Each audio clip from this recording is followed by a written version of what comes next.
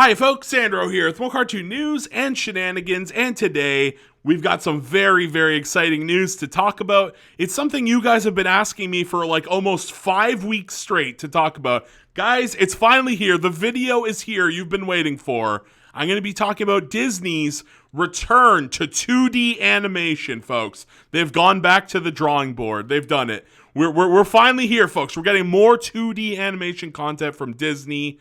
And I couldn't be happier. To this day, I think I've mentioned this almost like 100 times by now, but every morning when I wake up, I actually have a shelf right next to my bed of all the old school VHS tapes, even some ones that like weren't originally Disney films, like The Brave Little Toaster and whatever.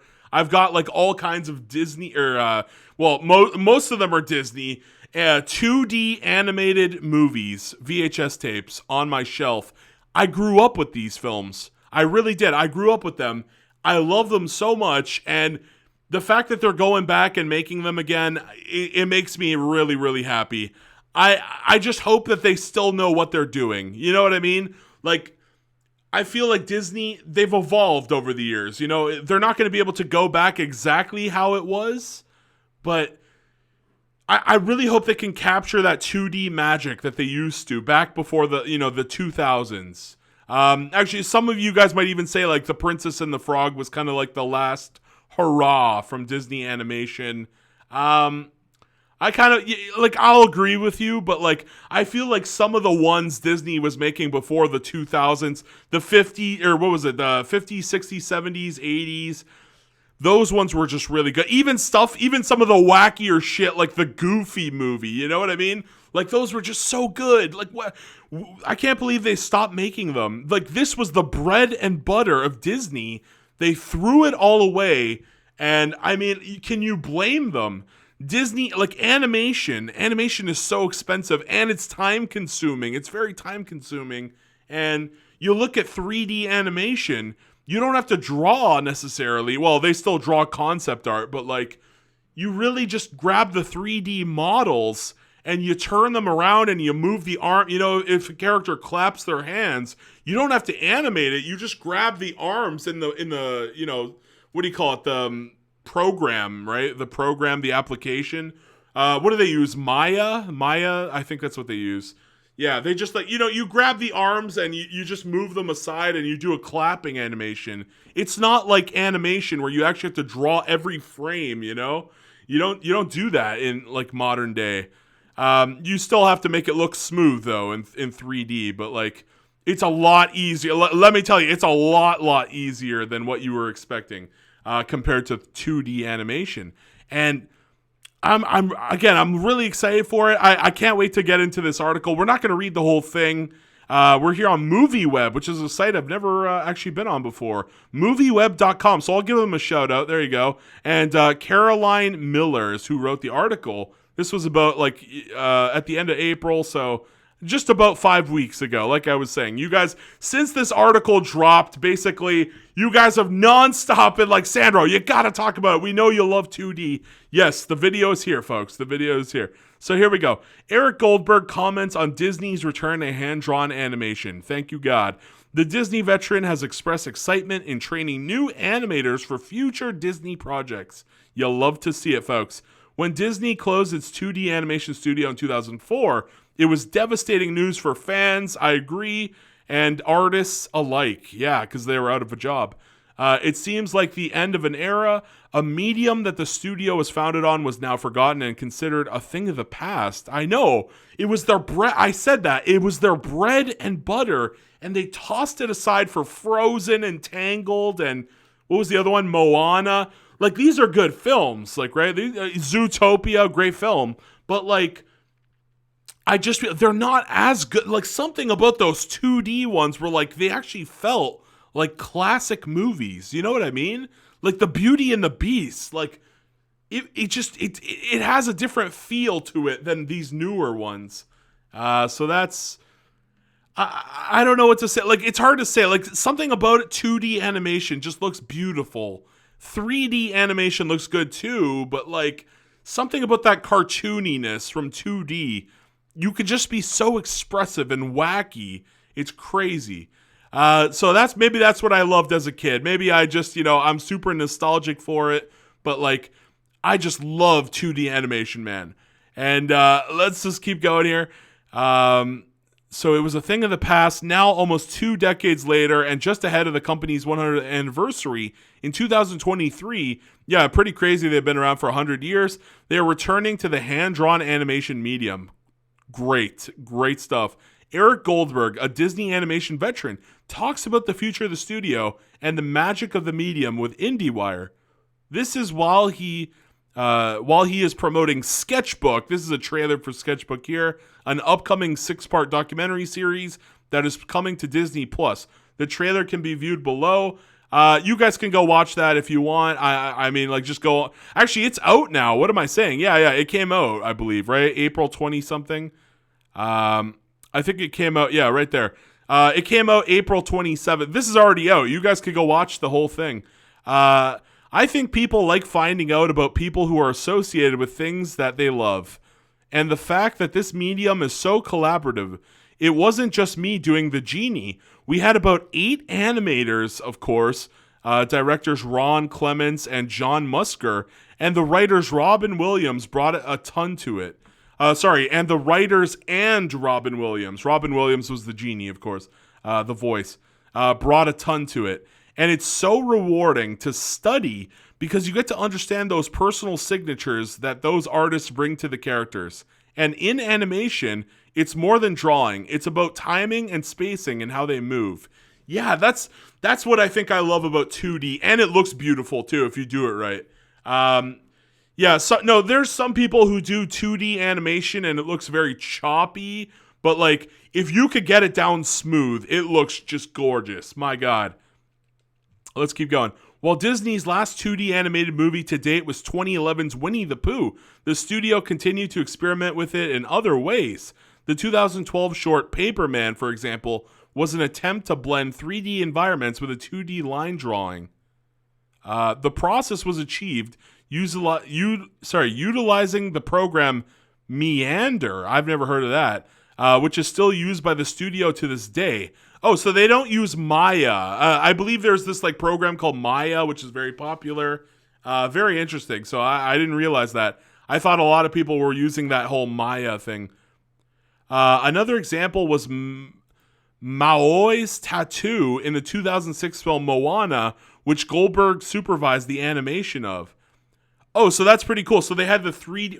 Is that what they did?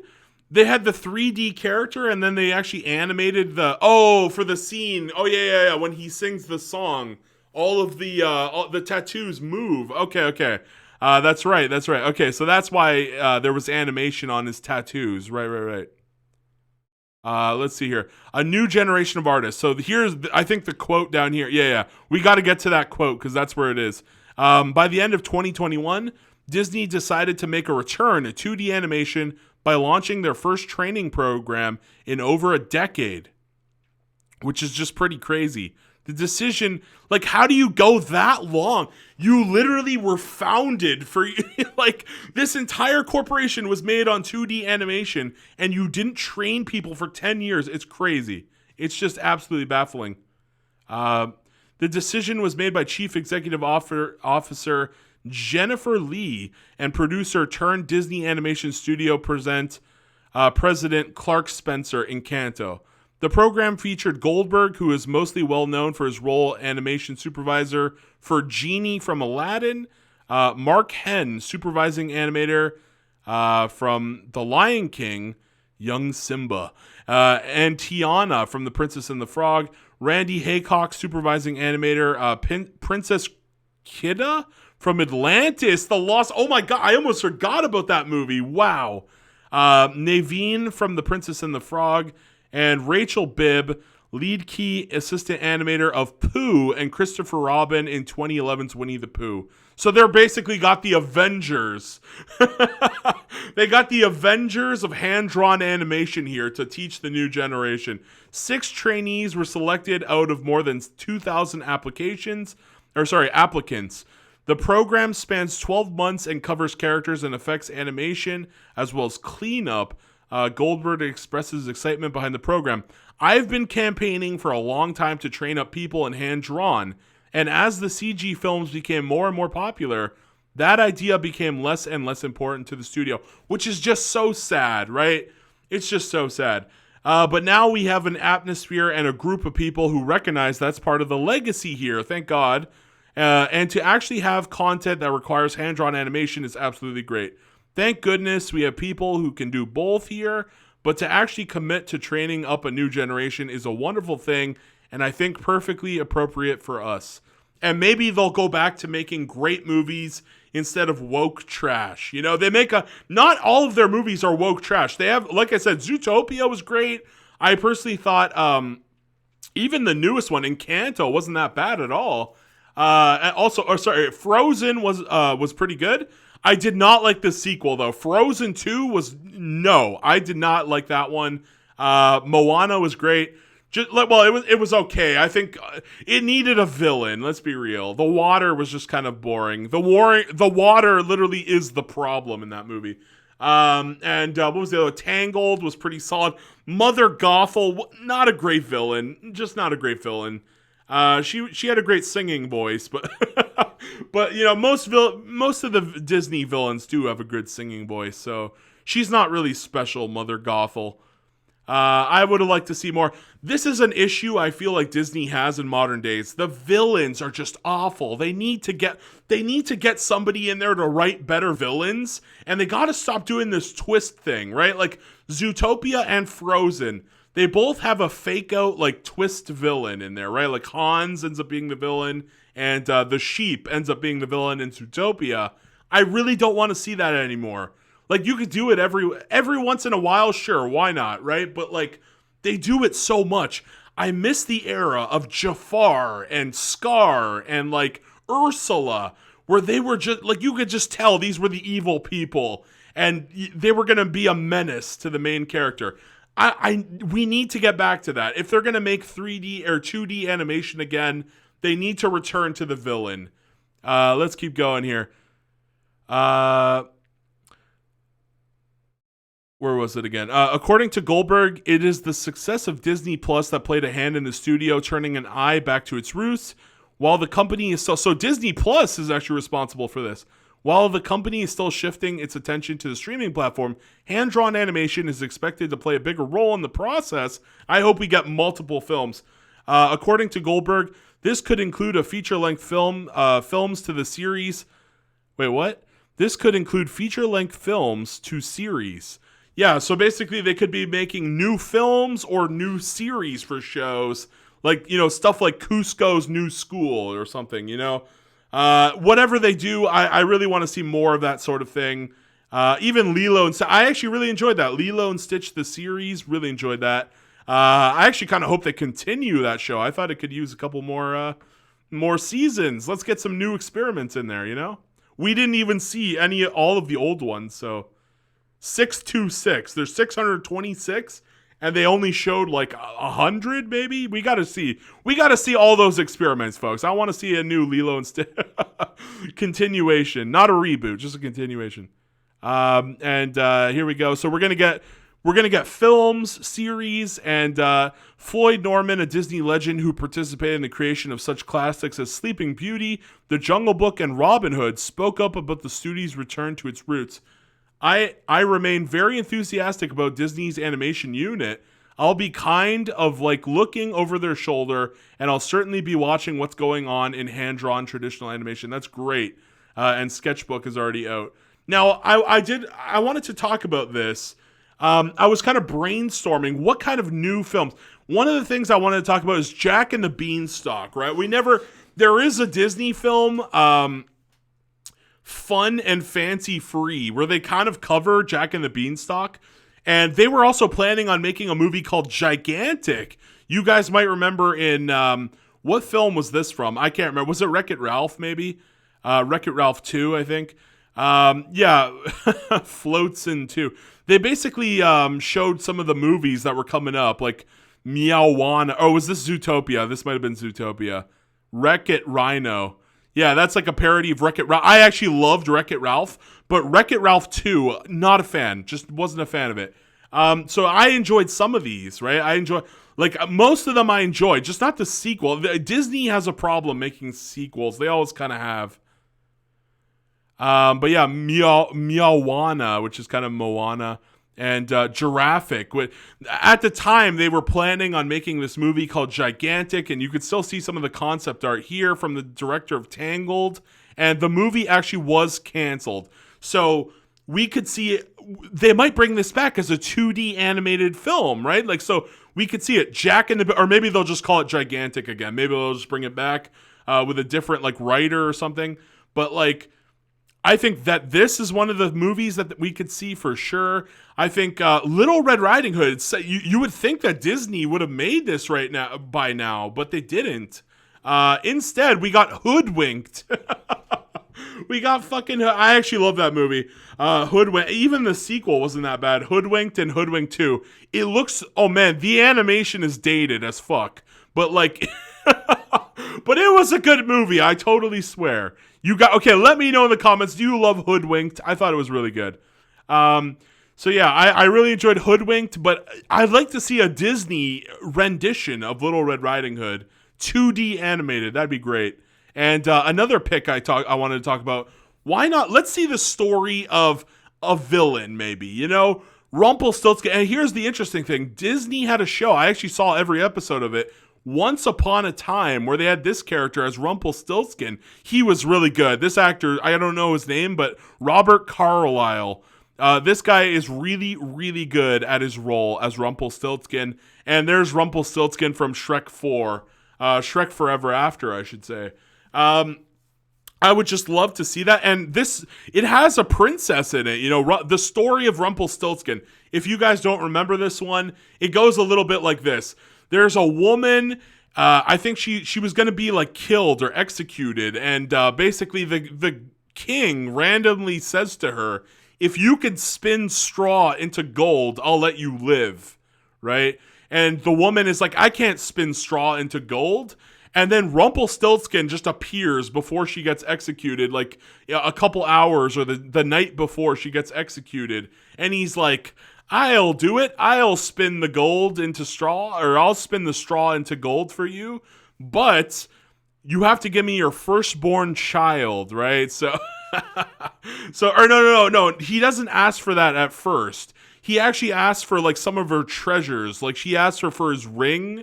So he gets the princess's ring, and like, what does she take? He takes like a couple things from her. And then at the end, basically, Rumpelstiltskin, she ends up getting married to the king because the king sees, oh my God, she actually can spin straw into gold.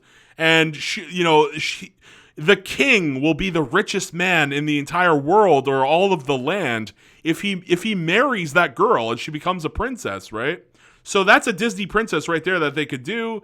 And towards the end of the story, the whole gimmick is that Rumpelstiltskin makes a deal with her that he was going to take away her firstborn child unless she could guess his name. And his name was Rumpelstiltskin. And eventually, apparently what happens is there's a villager who hears him like, he's like, ha ha ha, I'm going to get the princess's child. Me, Rumpelstiltskin. And so she says his name is Rumpelstiltskin.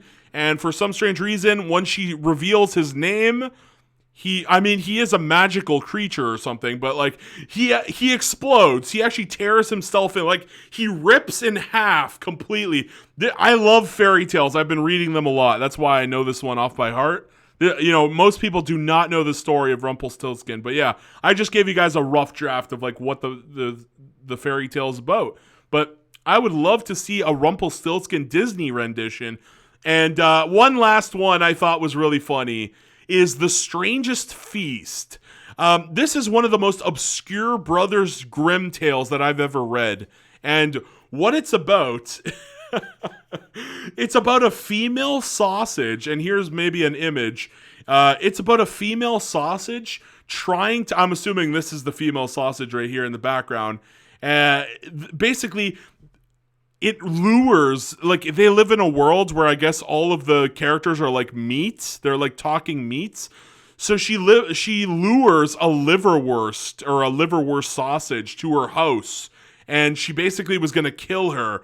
But it actually seemed like she was going to eat her actually because she prepared dinner. So we basically have a female killer sausage that that also, now you might be wondering why there's a monkey here with its brain exposed. That was also part of the story. I don't know why, but apparently when the liver, is it a blood? No, the main character is the blood sausage. That's the evil one. And she's like a liver sausage. Yeah, that's what it was. And so the liver sausage, when she enters the house, she sees like the monkey with its like injured brain sticking out, and she sees a bunch of horrifying things. And then she hears a voice coming from the walls that says, "Leave! If you don't leave now, you're gonna die." And so she runs away. And you can see in the attic here, the blood sausage says, "If I had you, I would have eaten you," or something like that. Yeah, so like it was just a weird story, but I'm like, man, this could be a great horror film if they like a 2D animated like Disney horror where like an evil like female sausage just goes on a killing spree. Maybe that's not child friendly. That's not child friendly. You guys should read this one though. It is called it's a very short one, The Strangest Feast. Yeah, The Strangest Feast, who befriends a blood sausage and then she just tries to kill him. Yeah, it's apparently one of the worst fairy tales, apparently, yeah. Just weird. Just a weird fairy tale, but like I think Disney can make that happen. I kind of want to see it, and I'm excited for the future of Disney animation now that 2D is back on the table. I'm just like really excited, and I want to hear what your guys' thoughts. What fairy tales do you want to see adapted?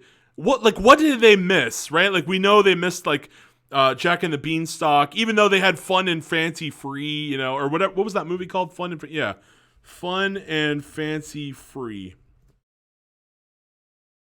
Yeah, this movie basically is a Jack and the Beanstalk telling with Mickey Mouse, but like that doesn't count. That just doesn't count. I refuse.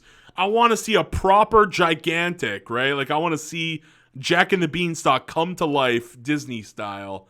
And let me know all your other fairy tales that you guys want to see adapted. I've read like at least 100 by now, probably. Let me know. Leave a comment, please. And like the video, share the video, subscribe to the channel. And why not watch an ad for your boy Sandro? Thank you guys so much. What a great video this was. I can't believe I got to talk about 2D animation again.